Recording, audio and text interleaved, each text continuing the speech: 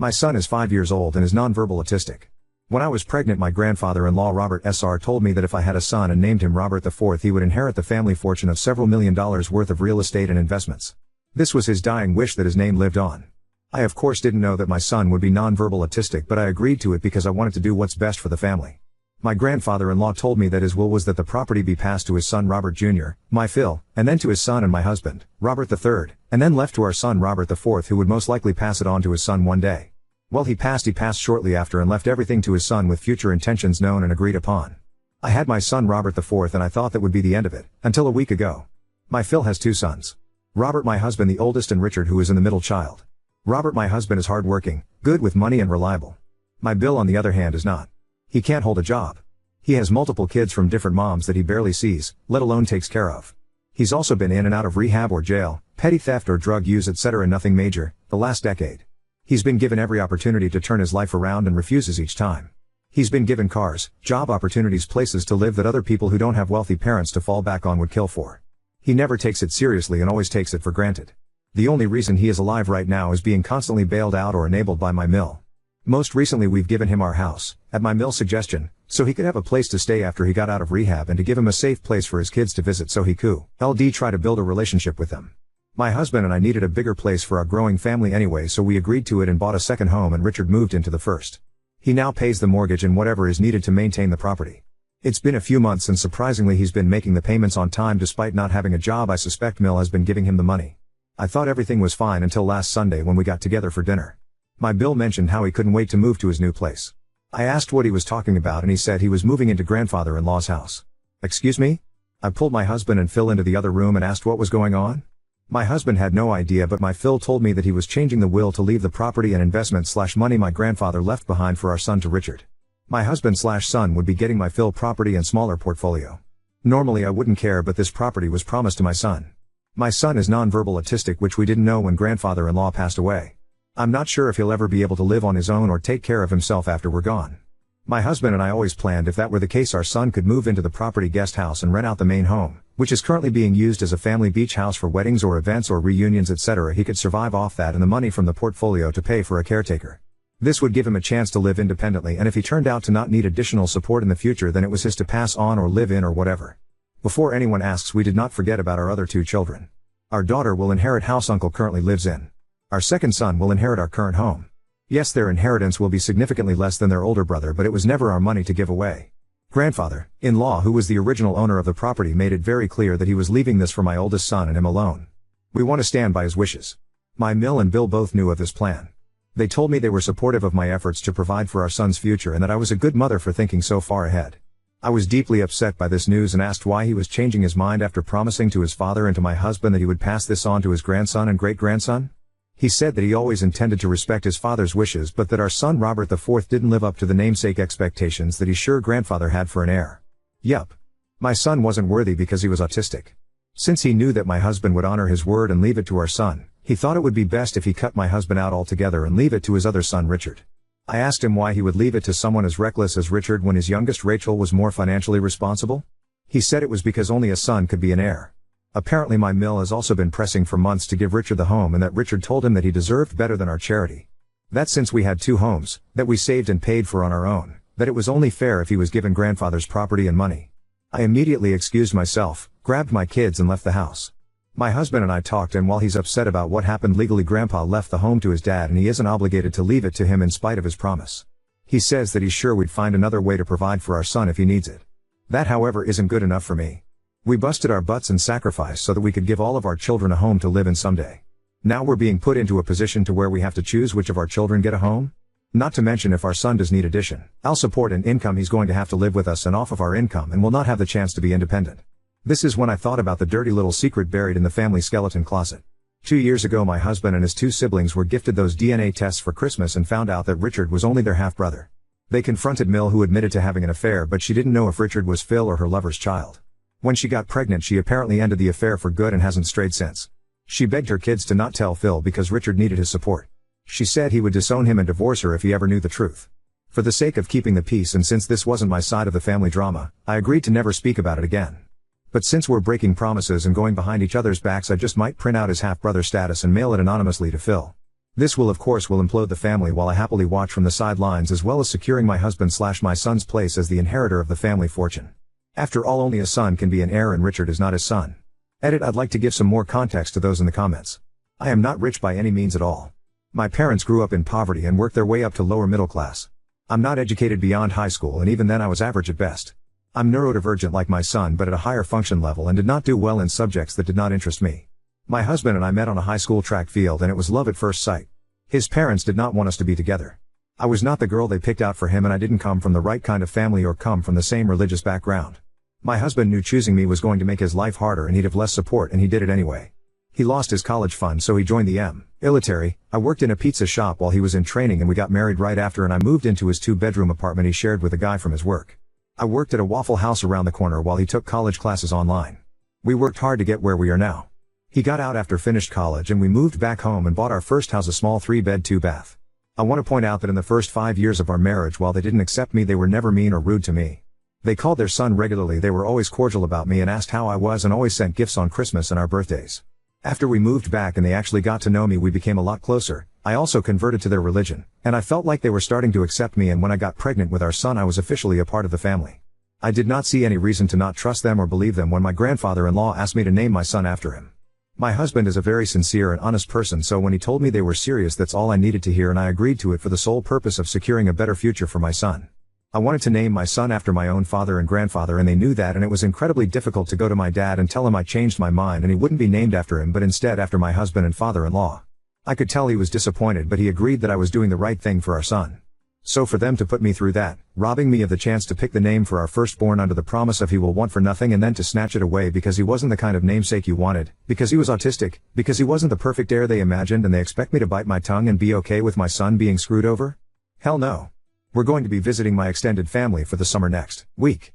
I'm going to have my friend mail it from a local post office a week or two after we leave, so there's not a trace back to us, and we'll see what unfolds from a distance.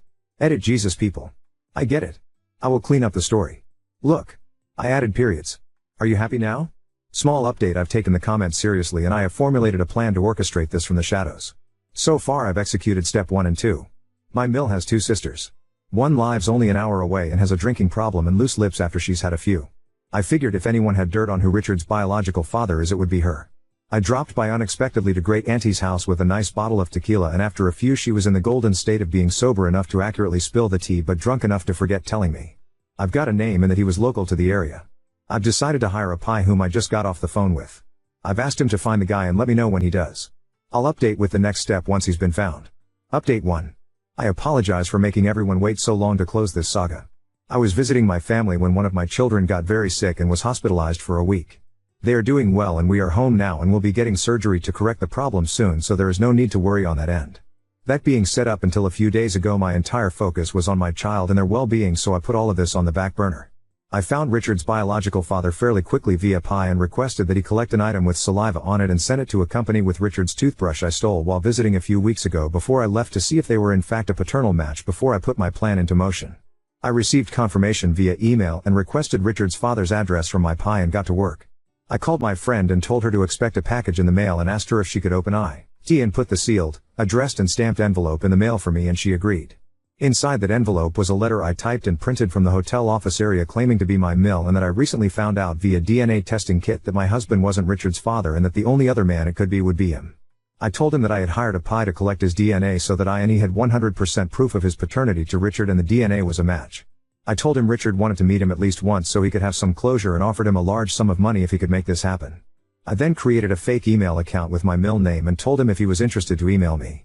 I also included the DNA test and paternity test results. A few more days pass and I had an email agreeing to meet. I emailed him telling him to come by my in-laws' house at the regularly scheduled weekly family dinner time. I told him that my husband was aware of the affair and has chosen to forgive me, and that he will be present at the meeting to ensure that nothing happens between the two of us, and once Richard has closure my husband will write him the check and he is to leave and not contact me again. He told me that he understands and agreed, but that if Richard wanted to continue a relationship with him he would do it. He never had any children of his own when he was younger and was excited to learn he had a son. I told him that was Richard's choice, but to never contact me or my husband again. I also told him to bring the paternity and DNA tests with him as Richard wanted to see them and I didn't have any extra copies. I gave him specific instructions to not knock or ring the doorbell since my daughter gets notifications on her phone when someone rings and she didn't need to know about him unless Richard wanted her to. I told him the door would be unlocked, it always is for family dinners, and we would be waiting in the dining room. In order to spare Rachel from being dragged into this any more than she has. I called her a few days earlier and told her that I had bought tickets to a show happening on the same night as the family dinner and had forgotten about them before I went on vacation, and asked her if she and her husband would like the tickets. She said yes and thanked me, and I went online, purchased 2 tickets and then texted them to her. The only wrench in my plan I didn't anticipate was being in the hospital with my child at the time that all hell broke loose. I was in the hospital with them for about 3 days while my husband was at the hotel with our other 2 when he got the call from Phil. Mill's affair partner shows up as scheduled with the DNA and paternity tests and thanks my Mill for arranging this meeting. He apologizes to my Phil for what he did so many years ago and that he hopes he can forgive him someday, and then hands the papers to my Phil. He then goes to Richard and tells him he's so grateful that he wanted to meet him and asked if he had any questions for him. Mill doesn't say a word and is completely frozen, and Richard has no idea why this man is shaking his hand trying to hug him as Phil is frantically flipping through the papers. Boom. Phil starts screaming and cursing and comes to Richard's bio father to hit him when Mill comes in between them and starts begging for forgiveness and that it was so long ago and she hasn't seen him in 20 plus years, etc. Phil screams at bio father to get out before he kills him, and bio father takes off out the door. Phil flips his tea and calls Mill a lying wh0 and to get out of house and to expect divorce paperwork from his attorney, and she drops to her knees begging him not to do this and to think of Richard. Phil then turns to Richard and tells him that he's relieved that a lying, stealing drug addict was never his son, and tells him to get out and take his ex-wife with him. He then storms out of the dining room and starts packing all of Mill things and throwing them in the hall by the front door. Richard eventually takes his sobbing mother off the floor and leaves. After they're gone, Phil called my husband and told him what happened, followed by Richard. Richard says that Mill is with him at our house he's renting. He then demands that my husband abandon me and our sick child and fly home so that he can talk to his dad and fix things, and that he doesn't want Mill living with him when he moves to his new house. My husband tells him no, that he will come home as scheduled and talk to Phil then, and hangs up. My husband then calls me and tells me what has happened, and I ask him what he wants to do. He says he's okay and right now we're just going to focus on our family and we'll deal with this when we get home, and we turn off our phones until then. We get home and I have a million missed calls from everyone. Bill got drunk and showed up at Phil's house later that night demanding he take her back, and that she's his wife, not his, and it's his job to take care of her, and that there isn't room for her at his new house. My Phil, as predicted, tells him that there is no new house now or ever, that only his son will ever inherit that house and to get out. Bill then punched Phil and Phil called the cops and had him arrested. Phil froze all of the bank accounts so Mill couldn't bail him out. Sil finds out about this the next morning when Mill calls her freaking out that Richard never came home the night before and Phil has blocked Mill number so she can't call him. Rachel calls her dad and tells her what happened the night before and that Richard is in jail. Rachel then lets it slip that she already knew. He then asks if Richard or Mill knew and she tells him that they did, and he told her he was disappointed that he didn't tell her the truth before, and hangs up. Rachel called Mill and told her Richard was in jail and Mill tried to bail him out but couldn't because her cards were frozen, and Sil asked her husband if he'd bail him out but he refused since her father and him/his fa there are business associates and that he's not going to get involved, and that was that. Richard was in jail for a few days on assault charges when we got home and got caught up to speed on everything that happened. My husband went and bailed Richard out, solely for his niece's sake, and gave him a ride back to our rental home. He then went to Phil's house so they could talk. Phil asked if he knew and my husband told him he did. Phil asked him why he didn't tell him the truth and my husband told him he wanted to but that his mom begged him not to and that she was sorry and that it would never happen again and that he wanted to protect both of them and his siblings from the pain of a divorce. Phil told him he understood and that his mother shouldn't have put that burden on him and that he doesn't know what he would have done if he was in his position but that he forgives him. He told Phil he bailed Richard out and Phil says he doesn't care and that my husband can be there for him as his brother but he's done having him for a son. He says that Richard knew for years that someone who wasn't his father had bailed him out and taken care of him again and Richard never appreciated it and that he was done. He asked Phil if he was really divorcing his mother and he said he was. If she had told him about the affair when it happened they maybe could have worked past it, but she lied to him for decades and he can't forgive that, and he can't forgive that she passed off another man's child as his son. He's done with her and never wants to see either of them again. He then apologized to my husband about the house and that he knew it was wrong and that all of this has reminded him about the importance of keeping your vows/promises. He would have his attorney correct the will to its original state before filing divorce proceedings. Phil and Mill signed a prenup with an infidelity clause so she will get nothing she didn't come into the marriage with, so she cannot interfere with the will or house anymore. He did however request that my husband honor his request and not allow Mill or Richard access to the property. My husband agreed but said that he still needed to make sure that his mother was taken care of. Regardless of what happened, she's still his mother. Phil then offered to build a Mill suite at our rental home with Bill so she could have somewhere to live and someone could keep an eye on Richard and his kids. My husband asked if he would drop the charges against Richard for the sake of his kids, and my Phil said he'd see what he could do about it. My husband thanked him for talking to him and that he'd see him again once our child was feeling better. My husband called my Mill, who is still a wreck, and told her what they talked about and about her moving in with Richard, and she's lost it. My husband then reminded her of their prenup and that he had kept her secret for as long as he did, and now he needed to stand with his dad, and she reluctantly agreed. He also spoke to Richard, who was also pissed off that he wouldn't be getting the property and now would have to share the house with his mother, and my husband also reminded him that we bailed him out and are letting him live in our home at cost. The least he can do for us and his mother is let her live here too. He also reluctantly agreed. Finally my husband called his sister to see how she was doing. She and Phil had a long talk and they're doing okay.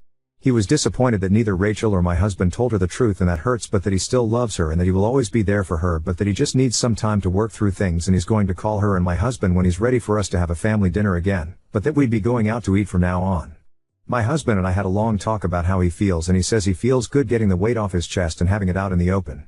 He feels bad about his mom, but that she made her choices and has to stand by them, and that he will make sure that she is taken care of if Richard drops the ball. We aren't sure what that looks like yet, but we'll cross the bridge when we get to it. I asked him how he felt about the will being reinstated, and he said that he's relieved that we don't have to worry our son anymore, and that he's grateful that everything worked out the way God intended it to. As for Richard's bio father, he emailed me after the dinner and asked what the hell happened, and I told him my husband couldn't handle seeing the man who slept with his wife in person and lost it. He was free to reach out to Richard and arrange a meeting if he wanted to, and to not contact me again. I sent him Richard's phone number and deleted the email address. I have no idea if they are in contact or have any current plans to meet.